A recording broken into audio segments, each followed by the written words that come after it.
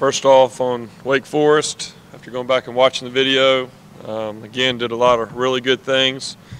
Like we talked about Saturday after the game, one of the biggest positives was the fast start, and we knew coming in there and a noon kickoff that was going to be important to really have our guys ready and focused, and I felt like they did a good job of that. I felt like overall we threw and caught the ball very well, did some good things, and then continued to do a good job in the running game. Obviously the big improvements, the 2 turnovers, one there on the fumble. Kelly's just got to get it locked away, and then on the interception he kind of let the corner bait him into that a little bit. Only gave up 1 sack, that was on the fumble, but we did have some quarterback pressures we want to clean up, and had some other big plays we kind of left on the table there, but a lot of good things to teach from. Really pleased with the amount of guys that were able to play meaningful reps. I think I went back, we had 26 offensive players that played 12 or more plays, and that game was a legitimate 4-quarter game, so that's really good, especially when you're going to have opportunities. It's a long season, and to have as many guys, offensive line, I think I saw the stat 8 of the offensive linemen played 30 snaps or more, and probably not too many people that have the luxury to be able to do that, and that's just going to help us as we go through. And then also really pleased we got 11 guys with catches, and I believe we had 8 guys with 2 or more catches, and so really doing a good job spreading the ball around. A little bit about Syracuse. They do a really good job on defense, probably the most complex next to Boston College defense that we played this year. They bring pressures and blitzes about 48% of the time, so they're always going to have guys trying to get in the backfield, and they also do a really good job with the coverages behind it. A lot of times when people are bringing a lot of pressure and blitz, that you really get 1 or 2 coverages behind it, and these guys are play a lot of combo coverage. They mix it up, show you a lot of different looks, so it'll be very important this week that everybody's on the same page with all the different looks that we're going to get from them. And then also just about Kelly, obviously going to let Coach Sweeney kind of be the one voice this week, talking about his update of where he is. But our offensive guys are confident. We're ready to go. New week, and Coach Sweeney's challenge to our guys has really been to sprint through the finish line right here before the open week. We've done a lot of good things in the first 6 games, and really want to put an exclamation point here on the last game before we take a little break for the open week. So with that, I'll open it up. Coach, you had a couple of nice catches the other day. He admitted that when he first went out there against Penn State, he was a little bit nervous. You get the sense that he feels a lot more comfortable out there. Yeah, I think that's the normal progression for a young guy that's kind of feeling it out. I mean, T has, just like the other guys as well, Amari Rogers, TJ Chase. We got some very talented young guys that have made a bunch of big plays in practice against some very talented DBs that we go against every day, and they haven't had a lot of opportunity, but I think that was good Saturday for him to get in there. I thought it was awesome. Maybe the second drive of the game, DeAndre Overton goes in, makes a big-time catch. I mean, those are things as coaches that you get excited about, because it's not always just about that one game. It's about the big picture. And we got a lot of guys that feel like can help us here as we get ready down the second half of the season. But, yeah, I'm very pleased with where T is, and I think he's just going to get more and more comfortable. He was a little bit uneasy after one of them. He thought that they were booing him. And some of the players had to tell him on the sideline they were actually saying T, kind of like they used to say Nuke. So he said, why are they booing me? So you'll figure it out. But we had a good laugh about that. But yeah, I'm really pleased with where those young guys are. Is it a deal where you guys rep your quarterbacks enough that as you go through the week, you're probably not going to have 100% clarity on Kelly later in the week, but is it set up to where it shouldn't be a big deal if you've got to go with a different guy because of the way you get ready? Well, I think the first thing is, like a lot of positions where we are offensively, we feel really good about our depth at quarterback. And, whether Kelly's able to play this week or not, there's going to be times throughout the season, you know, where he may not be available. And so, number one, as a coaching staff and as an offense, we have a lot of confidence in those other guys because of what they've done in practice, and then getting some opportunities in the games, done some good things. But you know, the way that you have to practice, you know, because you don't know, especially with a guy like Kelly that, you know, we expect to run around, do a lot of things. So really all through fall camp, because of the competition, and then even once Kelly won the job, you know, we roll those guys. And, you know, both Zarek Cooper and Hunter Johnson, you know, they've been rolling with that second group really since spring practice. And so they've got a lot of experience, you know, up there with that group. So, I mean, obviously you want your starter in there if he can be in there, but we've definitely had other situations in the past where if our starting quarterback was out, there would be a pretty drastic drop-off. And, you know, we really like the depth that we have behind Kelly. But to be honest, the prep and practice and all that is not much different this week than it has been in weeks past. A lot of people wonder how you've been able to stockpile these super talented quarterbacks. Is this one of those moments that you point to saying, you know, it's just one play here, one play there that, you know, bring an opportunity? Yeah, I mean, I think you can look this year. There's plenty of examples. You know, a lot of guys. It's no guarantee that you're going to keep your starter healthy, and really that's at every position. And I think the good news is, I think we do a good job in recruiting. We have a lot of things to sell at Clemson that, to be honest, the football piece and the depth chart, that's a lot lower on the totem pole of things, the reasons why guys choose to come to Clemson. And I think that's a really good spot to be in. But there's no doubt we've got a you know, proven track record that, you know, Coach Sweeney believes in playing a lot of guys. I mean, I love getting these stats and sending these out to the other wide receivers and running backs and all offensive linemen, because then you tell them, hey, you don't have to come in and be in the top 3 to play as a wideout at Clemson. You got to come be in the top 9. We're going to have 10 in the room, so if you can't do that, then you need to go somewhere else anyways. And so they see that, and these guys, the only way that you get better is to really play. Obviously, practice can take you to a certain point, but getting those game reps is very valuable. And Coach Sweeney has done a good job of creating a culture where we are able to play multiple people when time warrants. At the halfway point, what are some things you're pleased with and some things you still like to see improve? Yeah, and that's you know, really what we'll, because this is a short week, you know, we play in 4 days and then we have 15 days before we play again. That'll be a big study. We'll do a lot of cross analysis and self-scout and those type of things. But, you know, just off the top of my head, number one, being able to run the ball. I mean, we've been able to throw the ball around here for a long time, and I really look back at the success we've had the last 2 years.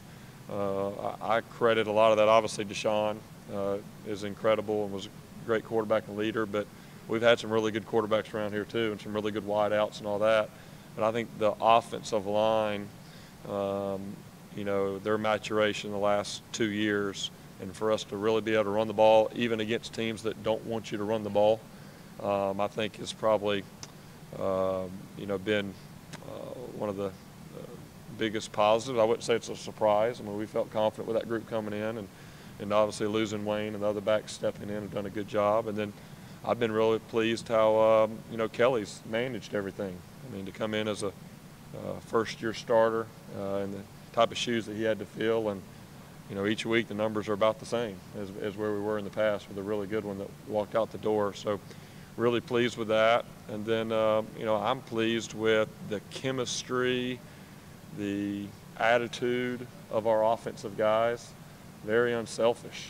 I mean, you know, it's in the year 2017 with everything that's going on, that's uncommon. You know, Coach Sweeney always talks about the quote that's on the wall: when you do the common things in an uncommon way, you know, then you can attain the attention of the world. And it's uncommon in the year 2017 to be unselfish, and, you know, to be maybe some weeks it may be some wide outs, some weeks it may be running back. You know, there's, you know, tight ends. You know, tight ends had one catch last week the way it went. You know, it was Cannon on his touchdown. But, you know, the guys have truly bought in to the idea that, you know, the number one goal is to win the game.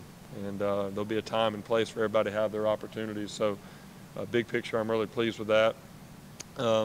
Things to correct. I think we're leaving some big plays out there. There's some big play layups that are out there, and for whatever, sometimes it may be, we miss the throw, and sometimes we may have good protection, good throw, and have a drop, and then sometimes, it may have a guy in his face, and so that's just everybody, really being accountable for that. And when you're saying everybody, you're not just talking about the 11. We're talking about the 26 guys that are in there, understand that the standard doesn't change. And so, I'm pleased where we are after 6 games, but I feel like there's another level that we can reach and that we're close to getting to, and that'll be our goal. And really, that's our challenge this week is, let's finish with our best game. Whatever our best game as a team and as an offense looks like, let's finish that way before this open week and we get a chance to regroup. Is there any secret to the way you guys, you and Tony were running the show, you got to score like half the time, the first time you had the ball? Obviously, you want to try to score in every play, but it always gives the team a good start when you can score early. But Yeah. Is it just a matter of coming out of the locker room better prepared to go than the other team? I think, we do script our opening 9 plays, and we take a lot of time as an offensive staff. And it's not Tony and myself sitting back there deciding what we're going to call. There's about 12 people in that room, and we take a good hour to decide our first 9 plays. And then we also get some of the players' feedback, what they like, and they're, maybe things they'd like to do a little bit different, kind of take that into account. And then we practice that Wednesday and Thursday. We walk it on Friday. We talk it on Saturday morning. So now whenever it's time to go out there for that first drive, everybody's confident, knows what we're doing, and understands. With the type of defense that we have, if we can get out there and get to an early lead, it really changes the game for what the other team's doing. And then I think also, you got to give Coach Sweeney credit for getting his team ready to play. Looking at all the stats and all that versus, all the different unranked opponents and all that kind of stuff. Our guys, for the most part, have been ready to play coming out of that locker room, and that's not always the case. And so, I give our players a lot of credit for. It's easy to do that for maybe the quote-unquote big games, but now we've kind of moved out of that big game idea to where really it's every week we're playing to a standard and we're not playing to an opponent. And I think that's the only way that you can have that consistency coming out. Jeff, looking at Syracuse, this is the 6th best third down defense in the country. What have you seen from them on film? What do they do differently on third down? Very multiple. Our guys have had, we've got a lot of the support staff, spends a lot of time breaking things down, and this is, one of those weeks they're needing some help. Hey, what do we call this? I haven't seen this before. It's a little unorthodox. And, as coaches and as players, you really train them. If this look, do this. If this look, do that. Well, now there's some looks that we haven't seen before, so now what do we need to do in those scenarios? I think that's a little bit different. So, they do a really good job of disguising their pressures, and again, just not a lot of tendencies. So, a lot of times on third down, you play a lot of teams, and you know what coverage you're going to get in 3rd and 4. In this group, you're going to get a lot of different things. So now it really puts a lot more weight on the guys up front, the quarterback, running back, tight end, wideouts, everybody being on the same page, and making adjustments once the ball's been snapped. But they do a great job on third down, and I think a lot of it has to do with the multitude of pressures and blitzes and coverages that they run. Jeff, you talk about the quarterback depth and making sure the backups are ready to go no matter the situation. Has that always been the focus, even the last 2 years? I don't think Deshaun missed a game. The previous 2 years is quite a luxury to have. Were you always making sure that Nick and Kelly were ready to jump in there if they had? I think that's one of the most difficult jobs in sports, is to be that second-team quarterback, because you have to prepare as if you're the starter. The first play of the game, your starting quarterback goes down. You have to be able to know the entire game plan, all the checks and all those things. And, I mean, Brandon Streeter does an excellent job with our quarterbacks, and I think since he's been here, it's, you know, I mean, first game right there, Cole Stout going in and being the MVP there in Orlando was awesome, and but Brandon does an excellent job of preparing not just the starter but also the backups. You know, and I think we've always done that, and that's always been a point of emphasis.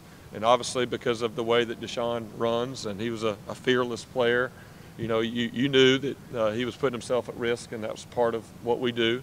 But I think, you know, this year, because of the, you know, those three guys competing in that quarterback competition all spring long, and then really throughout early part of fall camp, you know, it's probably been more split reps than maybe in the past, where you knew Deshaun, you know, for 2 years was the starter, and the next guy was kind of the backup. So I think we probably have, outside of Kelly, we probably have two guys that are really have been prepared as the backup, as opposed to maybe in the past where you had that one guy. And then, you know, Kelly's kind of that third guy behind them. I know you asked about the running game. How pleased are you with the nature of the running game inside the school run, and what has sort of opened up everywhere? Yeah, I mean, I think that's, you know, that's been a little bit of our, I don't want to say secret formula, but, you know, if we can start off early in the year and really run the ball, and especially up the middle, you know, defenses, you know, I think a lot of times defense looks at our skill on the edge, and they go into the game saying, all right, we're going to keep things in front of us. We're not going to let, you know, like I love it. The very first time that Wake Forest went up there and played man coverage, it's 3rd and 4, and Deion ran right by the guy on a touchdown, and that was probably one of the last times the entire game we saw man coverage. And so that was over real quick. And so I think when you can run the ball, then it not only can run the ball, but you've shown in games that you can run the ball. Then I think that forces teams, even though they know they don't want to single up some of your top skill guys on the edge, they feel like they have to be able to stop the run, and it just opens everything else up. So, you know, that's really why there's really been no panic for us this year as far as on the perimeter. We see what we do every day in practice versus one of the top defenses in the country, and so we feel like this is really going to help us. But there's no doubt, I mean, there's a difference. You know, in the past, sometimes we've had to, you got to do whatever you got to do to get rushing yards. Sometimes you have to scheme it up. You got to do a lot of shifts and motions and movements, but the better you get, the less shifts, motions, movements, and all that stuff you really have to do. You line up in two back and say, we're running it right here, let's go play ball. And we've been able to do that at times, and a big part of that credit goes to those guys up front, really taking some ownership. But I'm excited of how it's going to open up some things. You know, people are playing us different than what they've shown on video versus other teams, and I really take that as a compliment for our guys for what they've done offensively, that people feel like they need to change up some of their base defensive plans.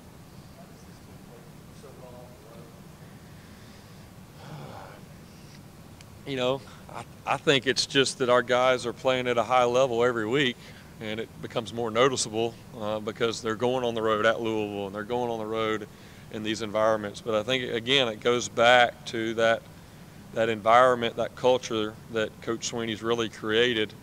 Y'all hear us say it all the time, and it sounds like coaches talk, and that's fine, and maybe it is, but there's a lot of truth in it. You know, our guys know, hey, it doesn't matter who we play, where we play, black out, garnet out, you know, white out, whatever out you want to make it, what time the game is. If they started at 3:30, now they're moving it to game day, and it's 8 o'clock at night, and it's a full moon. None of that stuff matters. All that matters is how we play.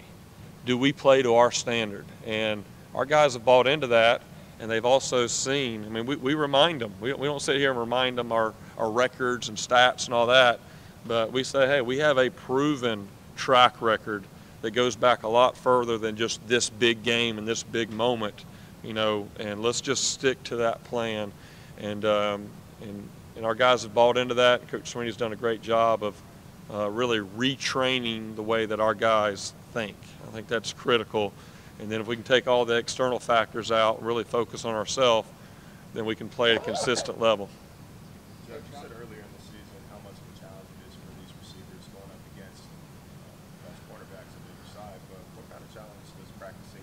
Dorian game? Yeah, I mean Dorian's a guy that you have to consider just like he's a DB, and you also have to consider he's like a linebacker. I mean, he's one of those hybrid guys. There's very few guys like that. Typically, as an offensive coach, you're looking for that matchup. You know, they've got to make a decision with their Sam linebacker. Are you playing a linebacker body right there, and then we're going to work, you know, our slot receivers on you, and it's a great matchup for us in the passing game? Or are you going to play more of a nickel Sam linebacker, meaning he's better in the passing game, and maybe we can attack him a little bit in some run game, perimeter runs, you know. But Dorian's one of those rare guys where he's both, and so you really take away. He's athletic enough to be able to cover your wide receivers, and he's also physical enough and has a nose for the football to be able to get involved in the running game, and I mean, obviously the ideal type player you want for that position. Coach, I don't know if you had a chance to watch Deshaun last night, even though you had practice, but he's been making and tying NFL rookie records the last couple of weeks. How much can his success in the league help you from a recruiting standpoint? Not that you need much help with recruiting quarterbacks lately, but it's been a long time since Clemson's had a star quarterback in the league. Does that just give you that much more recruiting capital? Yeah, I mean, Deshaun's been helping us recruit. There's a lot of teams that are a lot of players on our team now that probably first came to Clemson because they watched Deshaun, you know, as a freshman and a sophomore playing here at Clemson. And so, you know, for us, we sit back with a big smile on our face. I did get a chance. It was pretty late last night. I got to see the last couple of touchdowns, and I thought it was pretty awesome seeing Deshaun throw it to Nuke. I mean, those are two guys that are here in two different, you know, time periods, and you know, but both had tremendous impact on our program and the growth of our program, and now they're getting a chance. I mean, I just watched that last night, and I go, we're going to watch these guys for years to come, just tearing up defenses, and so very proud of those guys, but not surprised at all. And I mean, I've said it before, Deshaun as a freshman in high school looked like he was a senior. Deshaun as a freshman at Clemson looked like he was a senior, and you know, Deshaun as a rookie quarterback doesn't look like a rookie. So he's just been who he is at every level, and that's been fun to watch. When you guys do have so much depth to these quarterbacks, you've got 4 and 5 stars that are backups. What is your pitch to retain them? What makes them want to stay here when their playing time might be a little uncertain? Well, I think again, it goes back to the culture and the environment that you have here. And you know, we got the same situation. You know, I look at a guy like Trevion Thompson, very highly recruited, very talented guy. Hunter Renfro just kind of worked his way up, and here's Trevion as a redshirt junior, you know, sitting here, and he's one of the happiest guys on our team. Can't wait to go out there and make a play. And again, it's part of the culture that these guys have chosen to be a part of.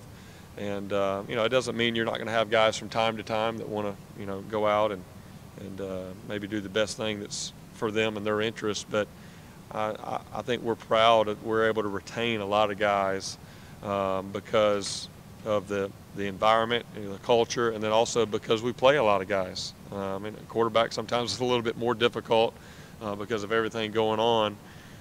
But you know, there's a difference in sitting on the sideline and feeling like you're never going to have an opportunity for the next 2 years, as opposed to also knowing that you know, the coaches have shown that they're going to give you some playing time whenever those opportunities are there. But you know, that's just kind of part of the game. But I'm very pleased. I mean, the thing I'm proud about is we don't have a lot of guys decommit in a time where that's probably more prevalent than ever. I haven't gone back and done the studies, but I would probably say we're in the top 5 out of 140 Division I schools as far as retaining committed guys. And then I also feel like you know, we've done a good job of keeping our guys here once they get here. And again, same thing I was talking about, making decisions not off depth chart. I think a lot of the guys, when you talk to them, their decision to be at Clemson is a lot bigger than just, you know, those 12 Saturdays. You know, hopefully they feel like they're getting a lot out of their experience at Clemson more than just on the field. Jeff, another kind of a big picture question. I mean, you've been here for this climb to where you guys are now. Is there like a different level? I mean, how do you get to that level from being a really, really good team to you know, one of the country's best, a national champion. And were there times during the climb when maybe you thought, boy, I don't know that we're punching through, or how long is this going to take, or do you always have faith that the track is the right one? Yeah, I mean, that's probably the most enjoyable part for me, is that I have been here and been able to kind of be an eyewitness and watch it all the way through and learn and see things. And, you know, the number one thing that sticks out to me is Coach Sweeney's faith and belief in what his plan and what his vision. I mean, he stuck with that the entire way through, even though we went and lost a bad game to South Florida up in Charlotte. You know, I mean, his message to our guys has been consistent. I mean, he's walking in there every day since his first day with that believe sign and, you know, I can't with the T crossed out. And so he has stayed very consistent and just been very optimistic in believing in our players and our program and doing things the right way.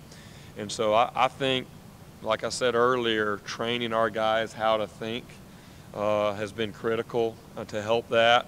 And then also along the way, you can only kind of talk to them and try to create that culture so much. At some point, you got to win those games. And like for me, the LSU game, you know, that was kind of like that first one.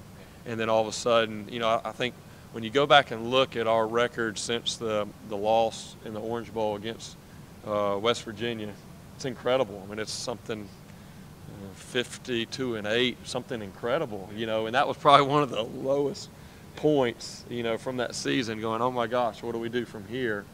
And but, you know, I just think that winning those big games, you know, which one comes first, right? I think the mindset and building the foundation. You know, I go back to, you know, Coach Sweeney whenever he suspended Sammy for the first 2 games. You know, we're all sitting there going, oh, you know, everything kind of got worked out and maybe we just suspend him for that first game or, you know, figure something out. And Coach Sweeney's message to our staff was, hey guys, I'm not making this decision about one game. I'm making this decision for what's best for our program long term. And so he's always had this long-term approach in the decisions that he's made. I mean, there's a lot of things that don't get made public of quote-unquote 5-star guys that we've turned down and walked away from because he's worried about the long-term, really building that culture that he wants. And he knows if we build it from the inside out, then that's when we're going to have the most success. And we're not just trying to build one team. You don't see us going, and I mean, how many junior college guys have we brought in? I don't think we brought in any. I think we've had one senior transfer, and that was the quarterback from David Olson, coming in from Stanford, who just was from South Carolina, wanted to be a part of the team. He was from Stanford, and you know, he knew what he was kind of coming into to be a 3rd or 4th guy, and that's really it. So really, you know, being very purposeful in how Coach Sweeney wanted to build the team. But there's no doubt that the success that we've had in those big moments has really built. And then, I mean, our guys, I mean, they believe. It's a different mindset. I mean, I can remember, you know, how many years ago, 4, 5, 6 years ago, where we went into games and, man, I really hope we can play well. I hope we could beat Florida State this week, or I hope we can do this. And now our guys are going in and saying, I have confidence that if we play to our standard, that we're going to win this game. And there's a difference in playing from hope and playing from a side of confidence and kind of being there. And I think it shows whenever we go out there on the field. You were sort of on the front lines at Florida State too, you know, Yeah. watching as your dad and stuff. Is there a similarity between that program when they were dominant and this program now, other than just both had Bowden's and Scott's? Yeah, I think my dad reminds me, I go in there and say, man, this is really unbelievable, kind of where we are after so many years. And he's like, yeah, I think Florida State, they went 12 years in a row, top 5 for 12 straight years, finished the season top 5. And I kind of got on to him while they only won 1 national championship in that time. But yeah, I will say this too, obviously they had an incredible run and done some great things, but I think the parity in college football, I mean, I was having that conversation with one of the coaches at Wake Forest and said, hey, there used to be years way back when where you knew we're going to really have to screw it up not to win this game. And now you look at your schedule in the ACC, and there are none of those games. I mean, we don't go out and play well, we can get beat any week as good as we are. And so I think it's even more impressive with the amount of parity that's involved. But, you know, I think, you know, Coach Sweeney reminds me a lot of Bobby Bowden, just the way that he runs the program and a lot of the culture and the environment. And then what happens is when your players enjoy being a part of the program, then they recruit for you. And that's what happens. Coach Sweeney says it all the time. Our players are our best recruiters. You know, and Coach, we try to be honest with all the guys we're recruiting. Maybe some schools are more honest than others, but the players aren't going to lie. I mean, they're going to be dead honest with the guys. And when your players, and that's what happened back at Florida State, is they recruited some great players. They loved the environment, and then they just kept getting more and more and more. And that's really what's happening here. Is you know, I think for everything that we're doing on the field, I think if you talk to our players, they're having more fun and feel even a more genuine appreciation and development off the field. And I think that's, you know, as coaches, obviously the wins and all that stuff's very important. There's no doubt about it. But, you know, there is a very strong belief among Coach Sweeney and our staff that we're here to teach these guys a lot more than how to win a football game. And we're definitely doing that. All right.